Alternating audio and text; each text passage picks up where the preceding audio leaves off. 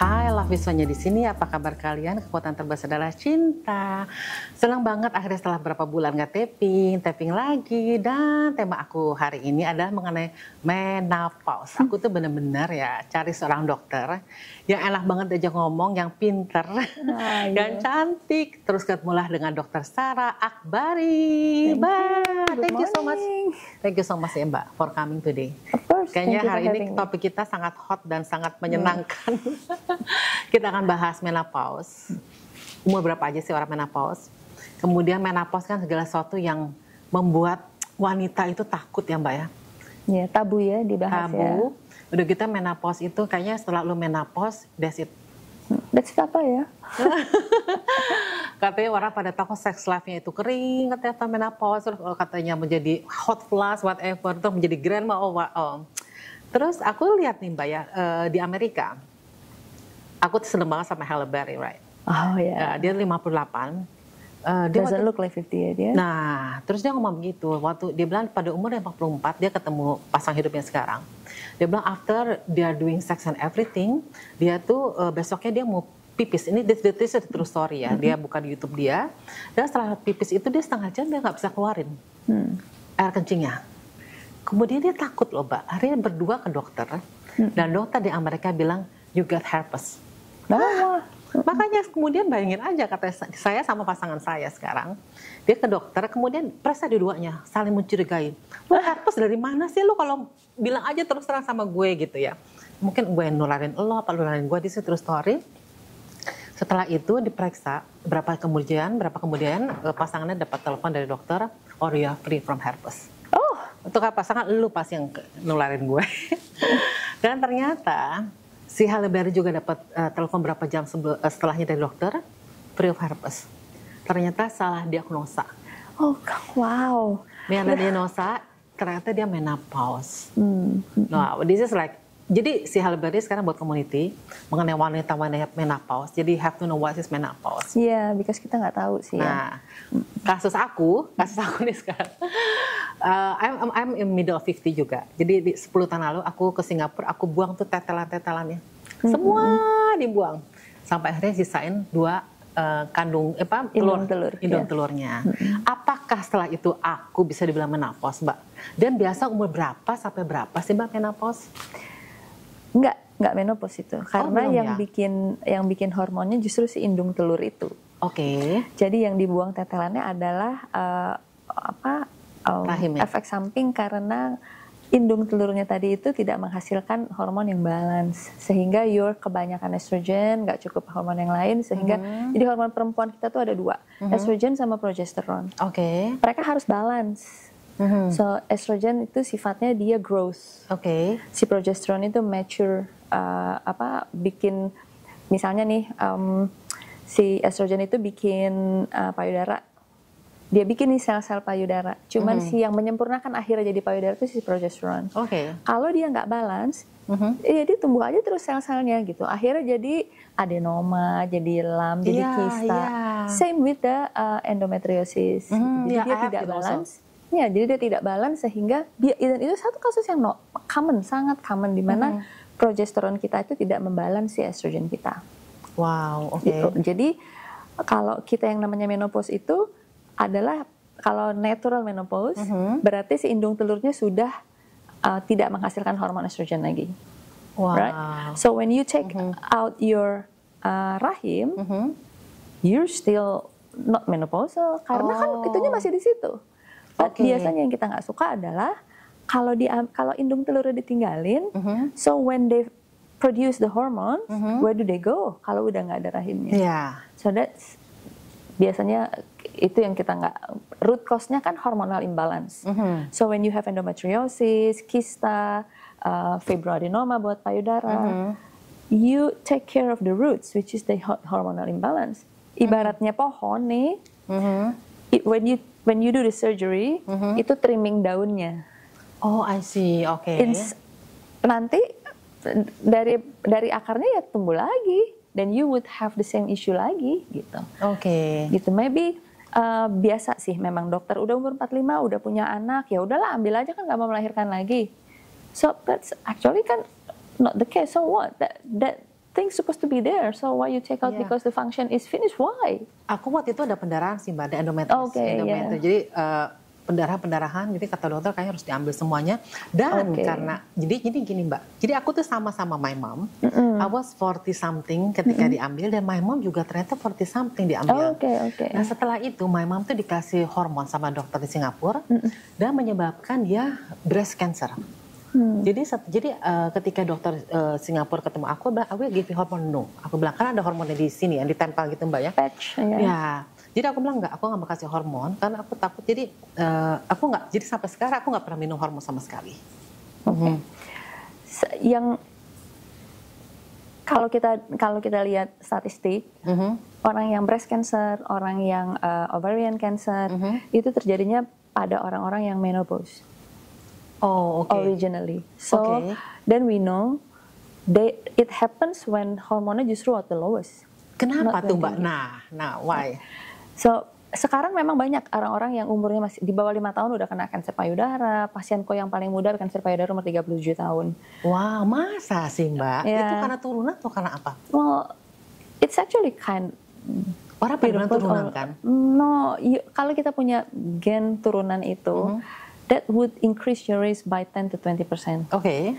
But for someone yang nggak punya keturunan kayak gitu, your risk for breast cancer if you don't take care of yourself is 80%. Wow. So it's your choice, it's your lifestyle. Istilahnya kayak dua kebun nih.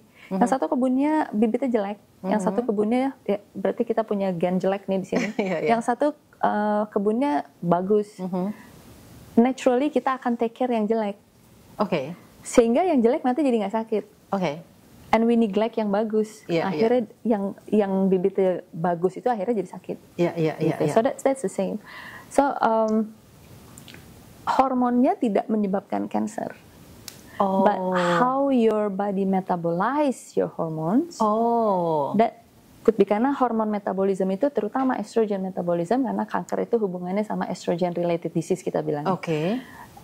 Itu dia punya pathways yang harus dibuang sih. Jadi gini, hormonnya kan dibentuk sama badan kita. Atau kita mengambil dari luar, dari sinoestrogen namanya, misalnya dari botol aqua tuh ya sinoestrogen, itu mirip estrogen. Pada saat kita kelebihan estrogen itu, pada saat estrogen masuk, dia harus berikatan dengan reseptor estrogen. That's how hormones work. Nanti dia akan dibawa tuh ke organ mana yang dia perluin. Sisanya harus dibuang. So how your body throw away or eliminate sisanya ini, that is what put you into cancer or protective justru. So the hormone has two pathways. Fase 1, fase 2 namanya. Fase 1 itu dia cenderung bikin prokarsinogenik atau karsinogenik molekul. Dan badan kita harus menetralkan dia. If you don't have that systems, or your sistemnya pasti ada di situ, tapi for some reason your system's not optimal, dan yang racun yang terbentuk ini nggak bisa dinetralkan. So how your body metabolize it, that would put you at risk or lower your risk. So my mom has had breast cancer. So the first when initially dia breast cancer itu we were on holiday. And temennya saat itu di Rotterdam bilang, lo harus periksa. Jangan kayak gue tiba-tiba udah stadium 4, lo harus periksa. So my mom exam waktu itu di Rotterdam, and di tengah-tengah liburan itu she was diagnosed with breast cancer. So stop ya semua liburan, dia nggak punya keluhan, no keluhan sama sekali. So that was stage 1, and then after that dia 25 tahun cancer free. Gitu. So when I use hormones, when I was 38, I used hormones. I started hormone when I was before 40. My mom said, gila lo ya. Benar-benar. Aku jadi takut loh Mbak. Gila lo ya, bla bla bla. Mom, but I went to school for this. So how do I treat my patients? And I said to my patient, no, you have to do this, but I don't want to do it just in case nanti gue dapat kanker. Gak bisa, so I have to believe in what I teach people. Right? So I've been teaching it so that I know I have the risk. I know my sister doesn't want it. I know I have the risk, I know my gene, I have my DNA tested, and I don't have that estrogen metabolism, that my liver detox is not so good. Yeah. So what do I do? So I don't have the side effect of menopause, but I don't have the risk for. So I have to know, right? It's all science. That's all science. So we don't, kita nggak ngira-ngira kan. This is all science based. The oldest study that I found about this estrogen metabolism and cancer causing estrogen itu 1951 loh. So it's not a new thing. It's been there in literature since ages ago. We just don't read it. Wow. Right? So then, okay. So jadi yang harus tahu adalah namanya estrogen metabolism. So you have your estrogen dominance because you have that tetelan. Namanya estrogen dominance. Your estrogen dominance over your progesterone. So you have all the effect of kelebihan estrogen. Okay. And then you get your mom breast cancer. What hormone that she was given, that is also one of the factor to consider. Is it bioidentical hormone or synthetic hormones? That matters. And what is the dose? Apakah pada saat kita dikasih hormon, si pathways jadi mana hormon itu bekerja, itu kita harus tahu. Oke, kalau kita kasih kamu estrogen, artinya akan begini. We support that, so you can yakin sekali, this is my estrogen. I don't want to go out without it, but I know I already do whatever I can, because at the end is Tuhan ya. But whatever with all my 100%, 99%, capacity, I try to do my best. So even though I take that, I'm not going to.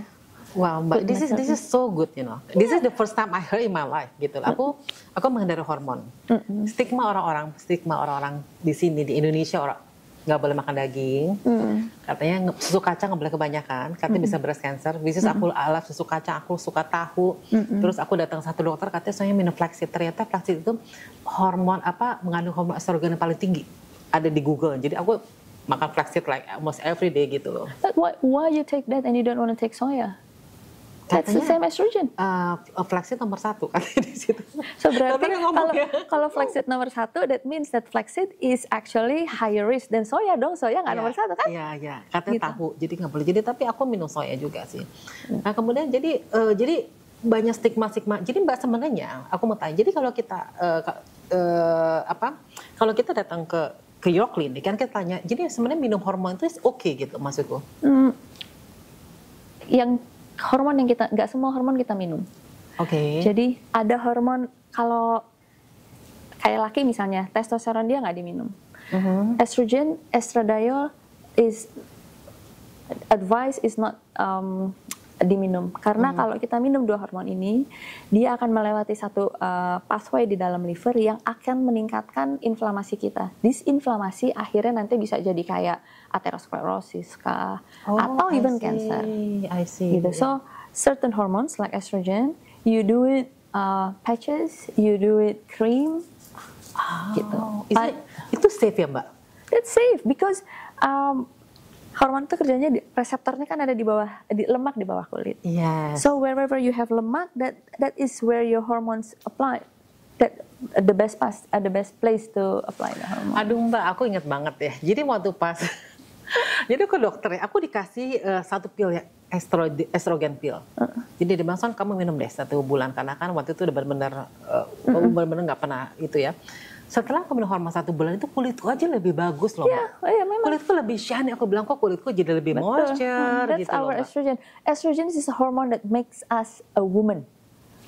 Correct. That makes us woman. Make us feminine. Yeah, but also there is one of my mentors said that estrogen is an angel of life, but it's also an angel of death. Okay. So they have to be on that Goldilocks balance. We have to know gitu. So that everyone has to know their numbers about estrogen, especially as women after 45. After 45 nih. Iya dong. This is only number. Yeah. So dan kelebihan, then you have to know your estrogen metabolism.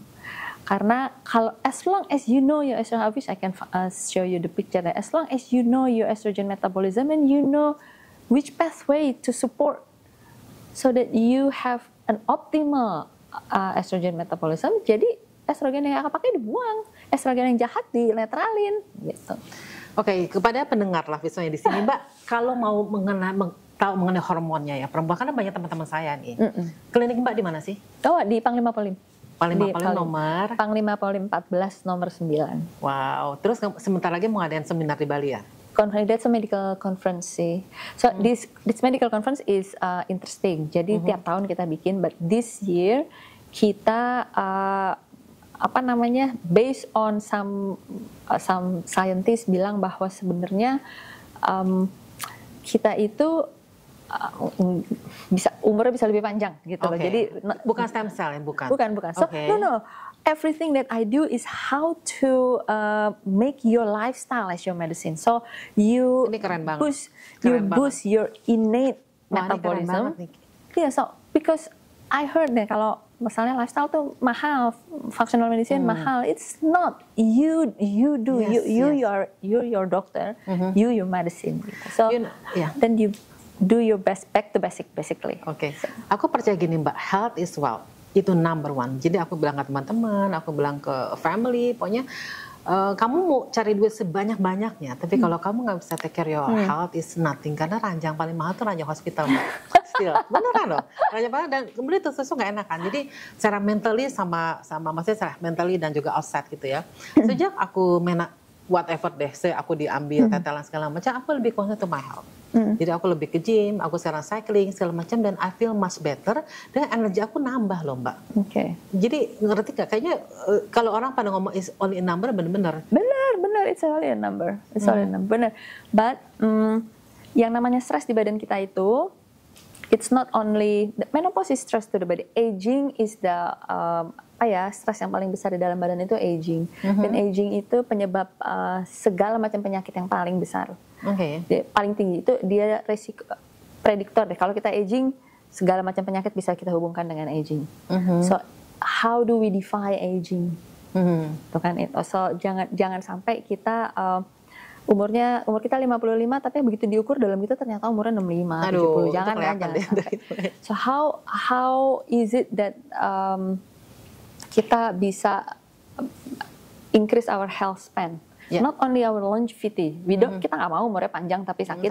Nggak mau kan? I prefer to live until 75, but that 75 is a good 75. Jangan like my mom. Dong, Mbak. Or that, But my mom had a very good life until the last 2 years of her life, Oh, your mom still? No, she passed away a few years back because her cancer back after the 25 years. Wow, I'm sorry to hear that. Because of stress. So she took care of her baby brother for 2 months, and then baby brother died, and after that my mom sakit lagi. Wow, I'm so sorry to hear that. So but we always have stress kan? Kita always have stress. So how we manage that stress? How we menyikapi stress itu kan? So yang kita mesti ingat, badan kita itu nggak memilah-milah sumber stres kita. Yang paling sering dilupakan mungkin menurut aku nih setelah waktu aku belajar adalah kita makannya udah benar, tidurnya udah benar, olahraganya udah benar, yin yang-nya udah benar, pulang ke rumah tuh as simple as sebel gue sama pembantu yang ini. Oh iya, ngerti bang. That's so not worth it. But your body doesn't know. Begitu kita sampai dalam rumah, your body doesn't know. Oh, you're stressed ya. So then the system would just put you on the flight or fight mode.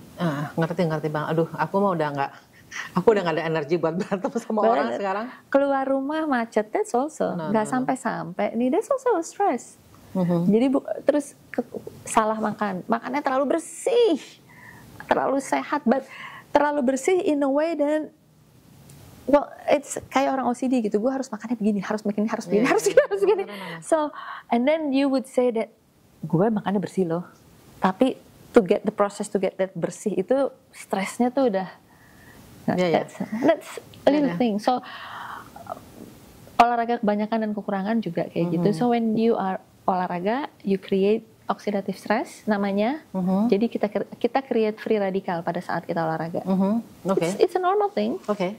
But how your body actually, how your antioxidant defense in the body, you have to know too. Okay. Because karena kita ini terus kita nggak replace antioksidannya, then your healthy lifestyle would betray you. Mbak, aku ngerasa gini loh, Mbak, semakin kita not age ya, semakin kita dewasa, apa sih yang dicari orang sekarang? Peace. Yes. Jadi aku ngerasa gini, teman-temannya juga sekarang makin berkurang, tapi bukan berkualitas. I'm so serious.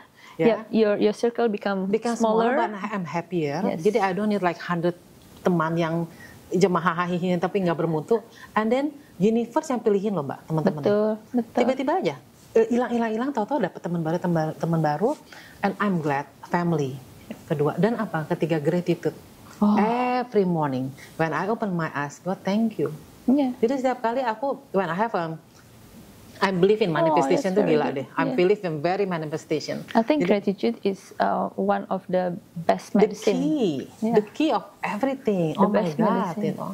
Kita salah satu yang membunuh gratitude adalah comparison. Kita compare our life with others. No. Yeah. Jadi aku ngeliat, bukan berarti lo lebih kaya, lo lebih baik dari gue, santai aja. Bukan berarti lo lebih cakap, lebih baik. No. I have no judgment at all sama orang sekarang. Yes. I have no judgment at all. Apakah dia, dia gay, dia whatever, no. Karena aku ngerasa, who am I? Yeah, and we don't know their struggle. Yeah, they could look like a very happy person, but we don't know their struggle. It just show from their face kan, kalau misalnya dia happy apa enggak. So, kita nggak tahu apa belakangnya dia kan. Jadi I have no judgment. Tapi kita we can protect our energy. Jadi ketika orang udah mulai ngomel, marah-marah, aku diem dan I just walk out. That's me sekarang. That's me sekarang. Gue malas sama marah-marah, capek udah dimilih aku I just walk out. I don't like it. I don't like it. And people will talk behind you, but what the heck? I don't care anymore. What the heck, And then Mbak, dulu Mbak, I always choose people dulu. Punya semua deh, teman, family, bla bla. Aku paling belakang. Sekarang no, me first. Dan aku pikir itu egois loh, Mbak. Ternyata enggak. No, self care. This is my part myself love. Dan ketika aku happy, ketika my life is fulfilled, itu affect orang-orang terdekat aku. My children, my family. Soalnya happy now ya. You know, I can paint and I can sell the paint. You know, like that's my life. You know. Buat painting, aku ada cerita sebentar apa painting. Aku seneng nyanyi kan. Ketika nyanyi orang bisa tersembunyi deh. Nyanyi hahaha, New York segala macam. Aku bisa. Dan pulangnya nangis lagi. Tapi ketika painting, that's your you cannot lie about that's your expression ya. Jadi ada satu ketika aku no adjustment banget, ketika aku datang satu pameran, semuanya dark energy, I can feel it. Ada gambar pocong, tapi mereka sell, I don't care. Ada gambar hitam-hitam, it's okay they sell, but I don't like the energy, no adjustment at all. Tapi ketika aku datang satu pameran yang warnanya vibrant, I can feel the good energy, and I like it also. Jadi aku pernah ketemu satu pelukis di Boston, dia semuanya warnanya tentang bunga, tentang apa ya, namanya si Sitka. About our age. Ketika aku ketemu dia lagi denger gini, lagu ini, just the two of us. Dan aku tahu ini orang angkatan gue nih. Terus yang begini Sitka, gue bilang, dan dia sel banget. Jadi gini loh, orang pada mikir lukisan dia tuh very boring. Tentang bunga macam-macam, tentang pemandangan gitu ya. Buat people, lukisan lo kayaknya cetek nih. Kan orang biasanya abstrak yang aneh-aneh gitu ya. Soalnya, dia bilang istrinya ketemu dengan soalnya, he never come to any exhibition, but he always come to museum. Jadi dia lihat guru-guru dia, terus dia bilang gini, I love your color, it's so vibrant. Could you teach me? Saya bilang gini, kan dia ngeliat aku cari blossom, kan my painting mana cari blossom. Are you from Japanese? Bla bla bla bla. No, dia bilang, I'm not gonna teach you teach yourself. Dia bilang gitu. Dia bilang gini, what do you see in my painting? And I see joy, I see love, I see laughter, I see kayaknya you enjoy your life more. And I say, yeah, that's me. So the painting is me. So I don't care what people say about my painting. And this is me. Nice, yeah. And I talk to the wife also, you know what, do you ever worry that the painting is not sold? Aku tanya, pernah gak kamu khawatir kalau lukisan gak pernah kejual? Anaknya dia itu jadi dokter di New York, satu lagi jadi businessman terkenal di mana dia di Boston. Bilang, Sonya dia bilang, I'm so lucky katanya, si perempuannya bilang, Sitka, my husband always say like that, it's only a painting, don't worry, we will get through this. Keren ya?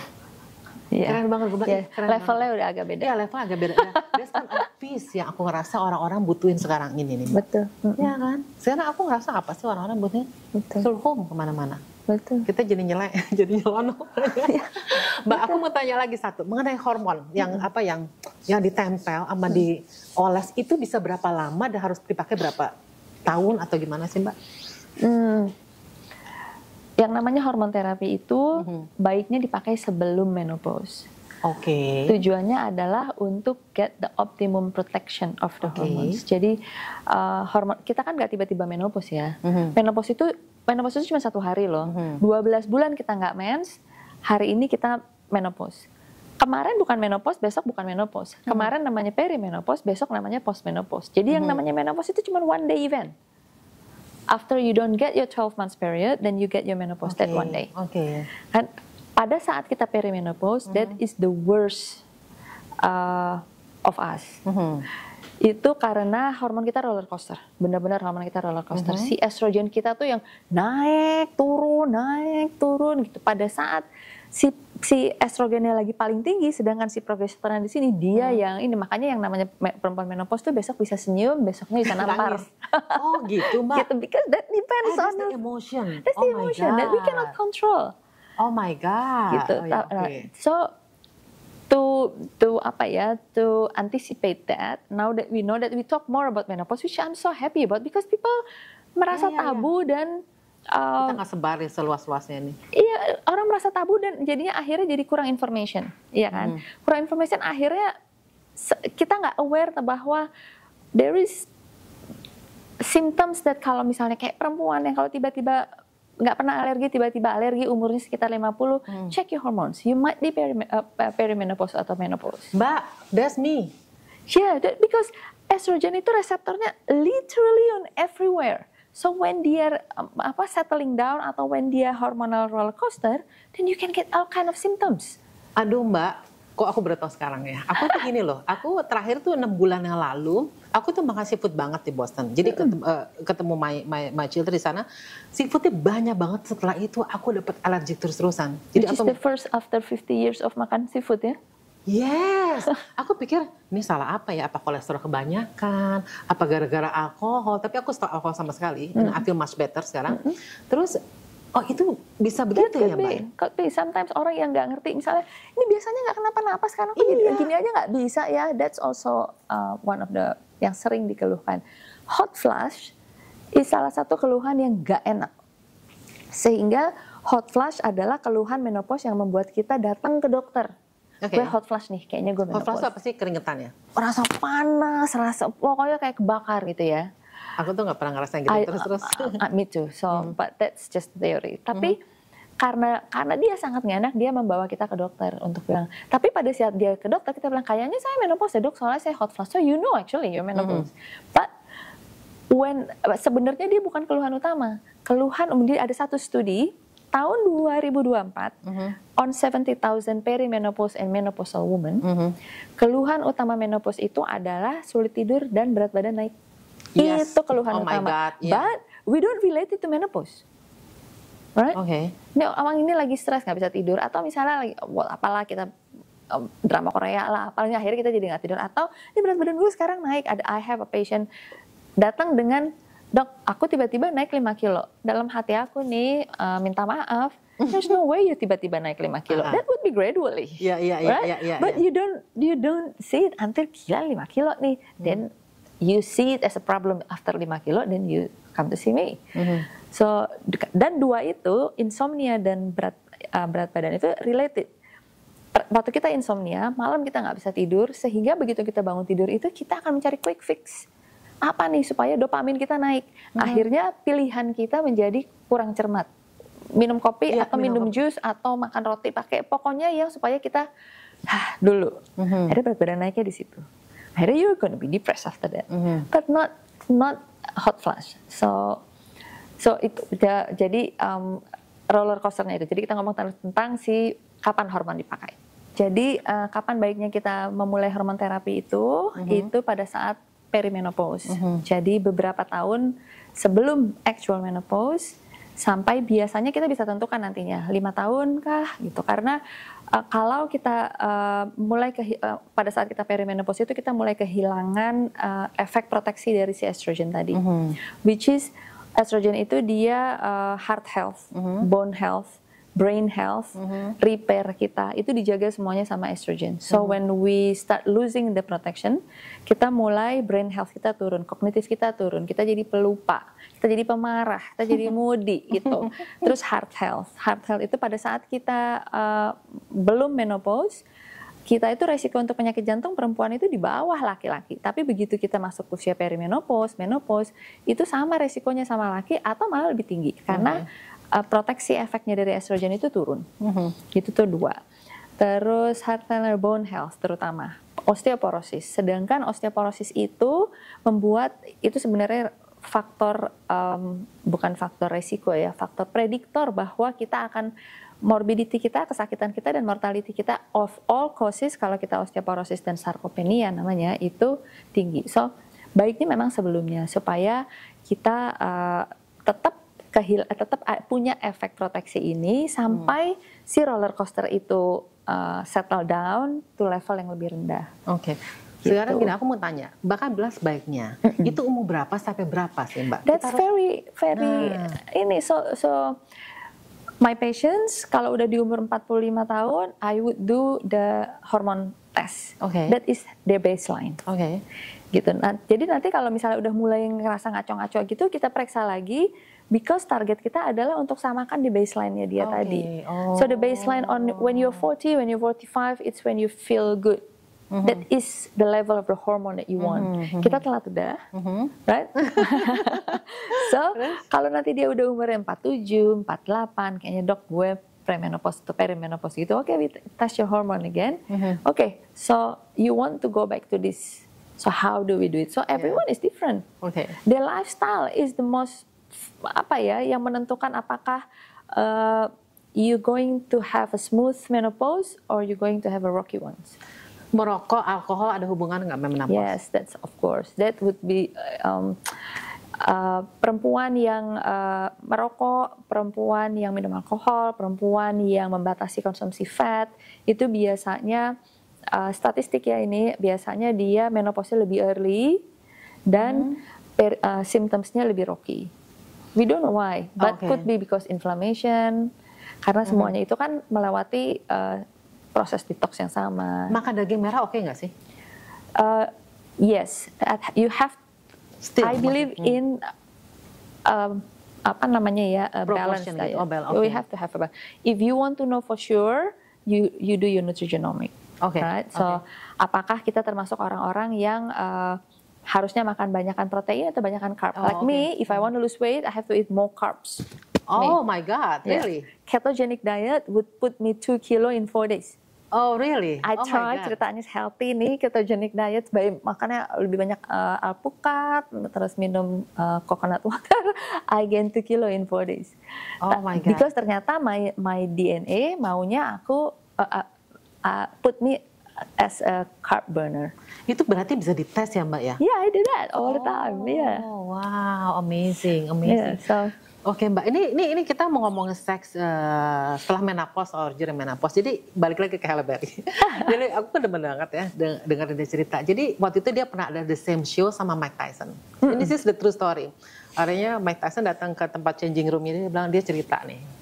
Istri gue juga menopause, bla bla bla, about sex in the marriage. Jadi gini, kita harus embrace menopause ini.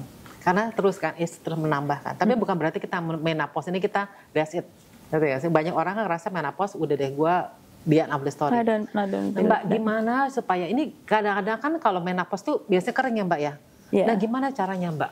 First of all ya, I don't think it is not fair when you say that begitu kita menopause that's it. Nah ya. Karena sebenarnya buat kita itu adalah fase hidup kita di mana kita harus menghargai setiap fase hidup kita. I'm totally agree with you. So kalau kita benar-benar happy pada saat anak kita puber, wah anak kita puber nih, terus udah mens pertama, wah happy, terus kita happy lagi pada saat anak kita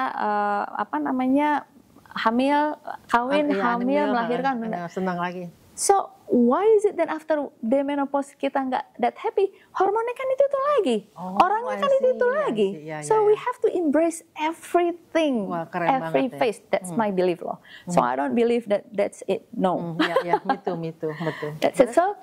So yang pasti joy ya, kita harus selalu joy. So memang sih, even in medical, the research on menopause itu so unfairly, it's probably only 1/10 of the research on infertility. Kalau kita buka PubMed, terus kita bilang nutrition on menopause and nutrition on infertility atau fertility atau infertility, itu jomplang. Yang menopause cuma sedikit, yang ini banyak. As if you're not worth it anymore, you're already at the end. No way, no way kan? So dia pertanyaan tentang seks. Soalnya banyak yang komplain ke aku. Vaginal dryness, ya. Vaginal dryness. Vaginal dryness is one of the hallmark of menopause. There is this one very good website about menopause. Namanya zoe.com. ZOE. Sebenarnya dia nutrition website. Dan dia punya yang namanya Menoscale. Wow, okay. So I put that on my patients, biar dia udah ngeluh tentang hormonal imbalance. Okay, let's see your Menoscale. Jadi dia masukin pertanyaan, terus rate-nya berapa. Also by that one, we treat her because we want that scale turun. Even though you're menopause, but your scale is turun. Vaginal dryness itu salah satu pertanyaannya. Karena itu salah satu hallmark kalau estrogen kita turun, vagina kita kering. Karena tapi itu beda dengan estrogen ya, dengan estradiol ya. Jadi estrogen kita tuh ada 3. Sebenarnya estrogen kita banyak, tapi yang bermakna secara klinis itu cuma 3. Estron E1 namanya, estradiol E2 sama estriol E3. Kita bilangnya itu the good, which is the estriol, the bad, which is the estradiol, and the ugly, which is the estron. Yang paling jahat itu estron. Pada saat kita menopause, estriol sama estradiol ini hilang karena dia dihasilkan oleh indung telur. Tapi estron tetap diproduksi karena dia diproduksi oleh lemak, oleh kelenjar-kelenjar lain sedikit-sedikit, tapi terutama oleh lemak. Makanya perempuan memang harus selalu menjaga berat badannya karena si estron tadi. Gitu. Terus estriol, which is the good, itu bertanggung jawab untuk saluran pipis kita sama saluran reproduksi kita. Begitu fungsinya adalah untuk menjaga kelembapan di vagina, terus microbiome di vagina, gitu. Dia yang jaga. Begitu dia nggak ada yang jaga. So kelembapan itu tidak ada yang jaga. Akhirnya vaginal dryness adalah karena kita menopause, karena kita defisiensi estriol. Gitu. Mbak, itu diminum atau dimasukin sih? Nah, biasanya kita pakai vaginal cream. So dia kerjanya lokal aja di situ dan dia jadi di situ aja. Jadi vaginal cream nih apa pemeriksa lah. Pokoknya nggak dengar Rafisonya di sini, datanglah ke klinik Dr. Sarah ya. Jadi ada vaginal cream itu dimasukin di inside. Itu everyday. Everyday. Itu safe nggak? Safe because for the first 2 weeks this is bioidentical hormones. Artinya ini adalah hormon yang kita compound sesuai molekulnya itu sesuai dengan secara biologi identical dengan apa yang kita bikin. So badan kita tidak mengenali dia sebagai sesuatu yang asing. Itu berapa lama biasanya Mbak pakainya? Kalau protokol itu biasanya begitu kita punya keluhan vaginal dryness, kita pakai tiap hari selama 2 minggu. And then you mulai pakai kelang hari. Kelang hari maksudnya every 2 days gitu? Every other day. Oh, every other day, 2 weeks or 1 week, and then every 2 days, and then 2 kali seminggu, and then when necessary. So you don't need to do it. Yeah, you don't need to do it every. Like beberapa bulan gitu enggak ya? No need. Really? And then you do it every time you feel it again, no. But also then you still have to. Ya, itu lagi lah ya, lifestyle-nya harus baik gitu. Wah, itu membantu banget loh Mbak. Karena teman-teman banyak ya, kalau kita ngobrol, kalau makan son ini udah kering nih segala macam. Ntar gue panggil dokter deh, kita ngomongin soal ini beneran. Karena mereka itu affect their sex life, itu affect their relationship juga sih terus terang. That is probably yang kita secara teman karena kita selama sama-sama ya. Jadi itu dia merasa oke lah untuk bershare sama Sonya. But yang mungkin kurang mau diakui adalah akhirnya seiringan dengan vaginal dryness, biasanya bersamaan sih, kita juga jadi sering ngompol. Gitu. Oh. Ketawa dikit tipis. Enggak, aku mah gitu. nggak segitu sih. Of course not. But I mean that's very common, namanya incontinence pada orang menopause yang kita malas deh ngasih tahunya ke orang lain, ya nggak? Oh gitu. Yang akhirnya instead of berobat pun kita jadi pakainya nanti udah pakai panty liner aja deh, tinggal ganti. Oh. And that's actually really your quality of life is not good with that. And that's a sign for bigger. That means your muscle pelvic floor is not good. That is treatable. So come. Jadi take care of yourself. Jadi Mbak, aku nih sekarang mendapat pelajaran banyak hari ini banyak banget. Jadi pets hormon itu segala macamnya is normal, that is not the reason can cause you cancer ya Mbak ya. Hormon itu bisa meningkatkan resiko kita dapat cancer. It's true. But not the hormone, but how your body metabolize that hormone. Karena pada saat kita even kita nggak pakai hormon terapi, my mom never had a hormone therapy. But she got breast cancer. Kan, dan banyak orang-orang tua sekarang juga dia nggak pakai hormon terapi, tapi dia cancer. So it's not the hormone, and they got the cancer after the menopause. So that was actually the lowest kan. Udah nggak punya hormon kok malah. Udah nggak punya hormon, nggak pakai hormon terapi kok breast cancer.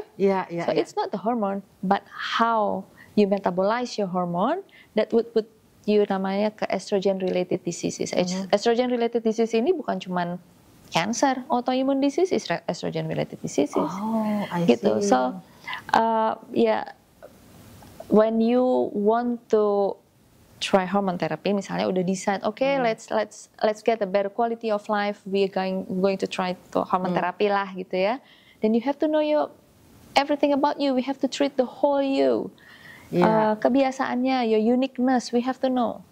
Dan baiknya sih memang kita periksa DNA ya, so you know that bagaimana sistem antioksidannya, bagaimana sistem detoxnya, so then when you dive into the hormone therapy, you can step into it confidence. Betul. Karena aku ngerasa gini, banyak orang harusnya kita as a woman ya Mbak ya, we have to be proud of ourselves. Yes, of course, yeah. Because Tuhan lo kasih kita rahim, ya kan, dengan segala sesuatunya bisa we can create life loh dari situ, ya kan? Yes, that's a miracle. That's a miracle. Banyak yang perempuan menopause has been that's it, gue udah tua segala macam. So dengerin ya, yang mendengarkan Love Is-nya di sini podcast, embrace ketika kita menopause, right? Embrace every phase of our life. Wow. So if we are at the phase of menopause, then embrace it as when we are baru punya anak satu. Baru waktu kita muda, baru kita muda, iya. Kita mensnya gila ya, kita mensnya kita ketakutan ya. Sakit perut segala macam, sekarang nggak mens, wah takut lagi. Iya, bercandanya sama teman-teman gitu. Oh, kalau dulu kalau lagi mens nggak ngomong-ngomong, sekarang kalau lagi mens ngomong, soalnya udah jarang. Sekarang menopause juga ngomong-ngomong gitu. Iya. Mbak Sarah, thank you so much for coming. I really appreciate it. Dan aku banyak banget dapet hari ini mengenai menopause. Oke, jadi teman-teman kalau mau tanya mengenai menopause, hormon balance segala macam, datanglah ke klinik Mbak Sarah. Di mana Mbak? Panglima Polim 14 nomor 9. Oke, thank you so much Mbak. Bye-bye. Bye-bye, thank you. Thank you so much for listening. Oh, jangan lupa subscribe ya. Banyak teman-teman yang aku cek nih, ngedengerin tapi nggak subscribe. Jangan lupa subscribe ya. Bye, thank you. Bye.